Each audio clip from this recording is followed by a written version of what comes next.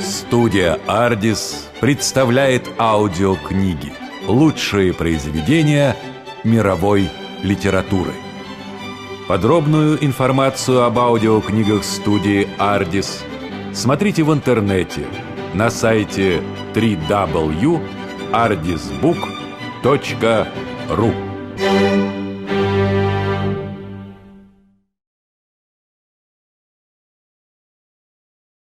How to Win Friends and Influence People by Dale Carnegie. Part 4. Be a leader. How to change people without giving offense or arousing resentment. 1. If you must find fault, this is the way to begin. A friend of mine was a guest at the White House for a weekend during the administration of Calvin Coolidge. Drifting into the president's private office, he heard Coolidge say to one of his secretaries, "That's a pretty dress you are wearing this morning, and you are a very attractive young woman." That was probably the most effusive praise Silent Cal had ever bestowed upon a secretary in his life. It was so unusual, so unexpected, that the secretary blushed in confusion. Then Coolidge said, "Now don't get stuck up. I just said that to make you feel good. From now on, I wish you would be a little more careful with your punctuation." His method was probably a bit obvious, but the psychology was superb. It is always easier to listen to unpleasant things after we have heard some praise of our good points. A barber lathers a man before he shaves him, and that is precisely what McKinley did back in 1896 when he was running for president. One of the prominent Republicans of that day had written a campaign speech that he felt was just a trifle better than Cicero and Patrick Henry and Daniel Webster all rolled into one. With great glee, this chap read his immortal speech aloud to McKinley. The speech had its fine points, but it just wouldn't do. It would have raised a tornado of criticism. McKinley didn't want to hurt the man's feelings. He must not kill the man's splendid enthusiasm. And yet, he had to say no. Note how adroitly he did it. "My friend, that is a splendid speech. A magnificent speech," McKinley said. "No one could have prepared a better one. There are many occasions on which it would be precisely the right thing to say. But is it quite suitable to this particular occasion? Sound and sober as it is from your standpoint, I must consider its effect from the party's standpoint. Now you go home and write a speech along the lines I indicate and send me a copy of it." He did just that. McKinley blue-penciled and helped him rewrite the second speech, and he became one of the effective speakers of the campaign. Here is the second most famous letter that Abraham Lincoln ever wrote. His most famous one was written to Mrs. Bixby, expressing his sorrow for the death of the 5 sons she had lost in battle. Lincoln probably dashed this letter off in 5 minutes, yet it sold at public auction in 1926 for $12,000, and that, by the way, was more money than Lincoln was able to save during half a century of hard work. The letter was written to General Joseph Hooker on April 26, 1863, during the darkest period of the Civil War. For 18 months, Lincoln's generals had been leading the Union Army from one tragic defeat to another. Nothing but futile, stupid human butchery. The nation was appalled.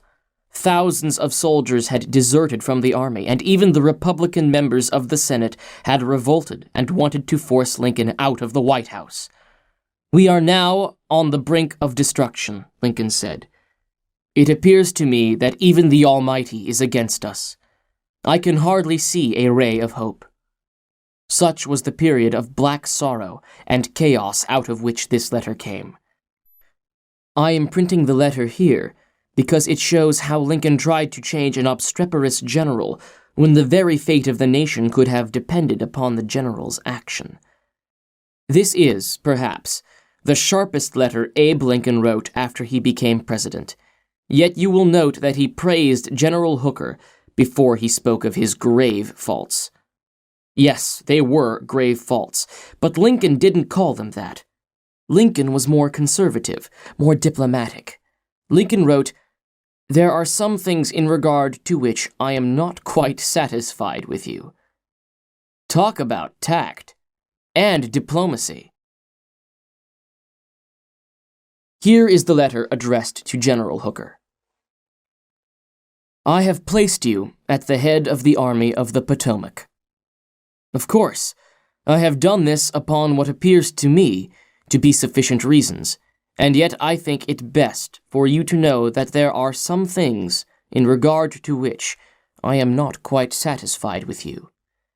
I believe you to be a brave and skillful soldier, which, of course, I like. I also believe you do not mix politics with your profession, in which you are right. You have confidence in yourself, which is a valuable, if not an indispensable, quality.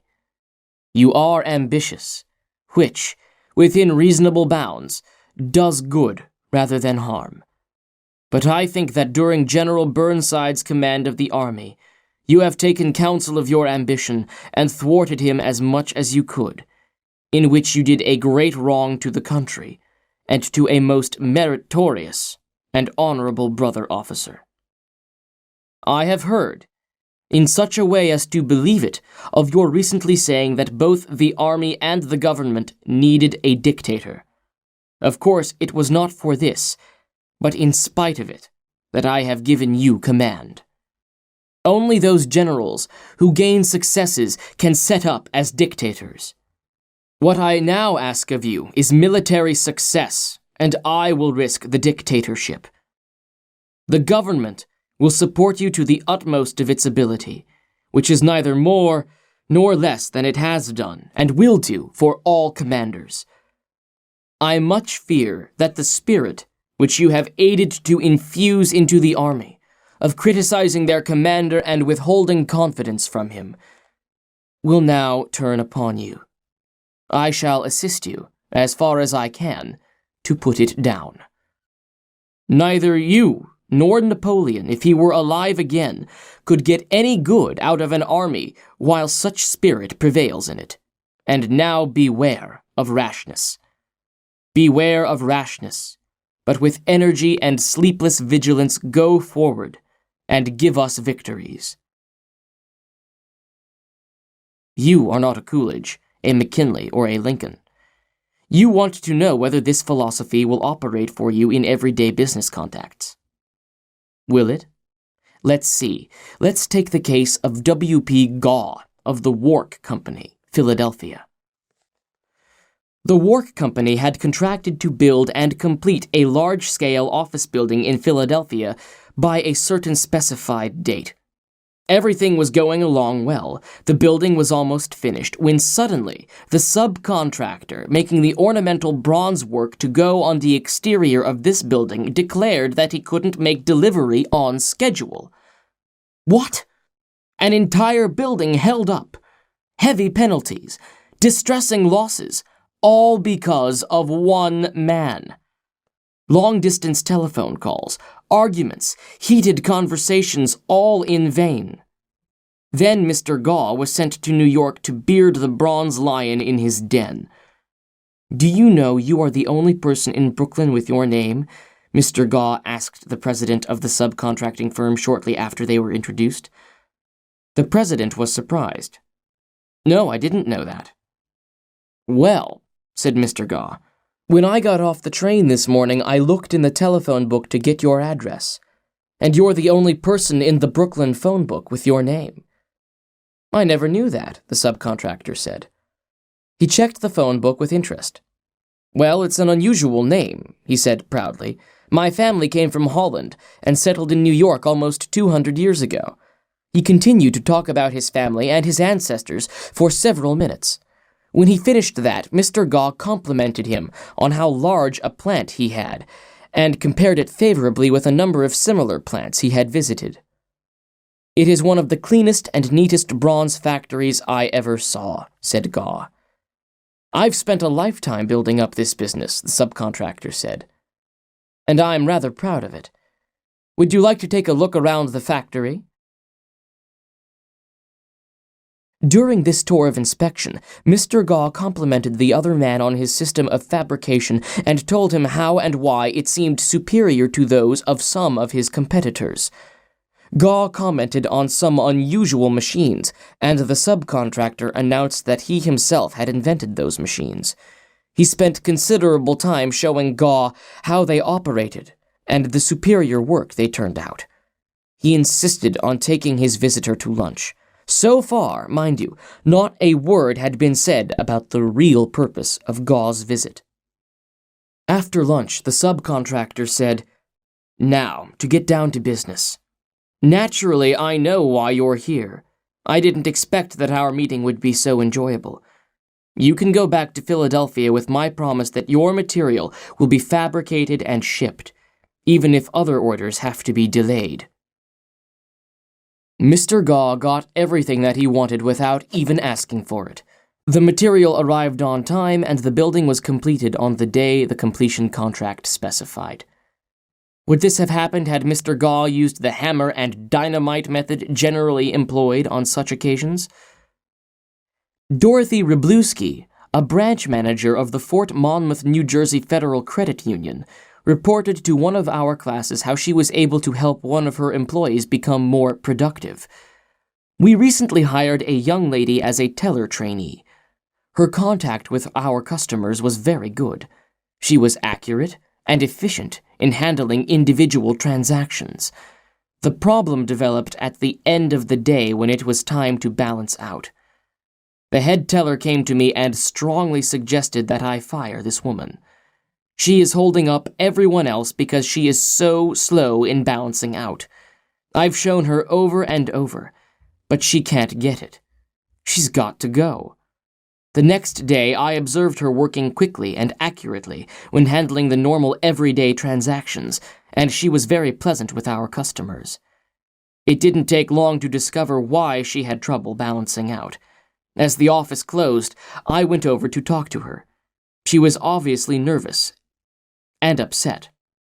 I praised her for being so friendly and outgoing with the customers and complimented her for the accuracy and speed used in that work. I then suggested we review the procedure we used in balancing the cash drawer. Once she realized I had confidence in her, she easily followed my suggestions and soon mastered this function. We have had no problems with her since then. Beginning with praise is like the dentist who begins his work with Novocaine. The patient still gets a drilling, but the Novocaine is pain-killing. A leader will use Principle 1. Begin with praise and honest appreciation.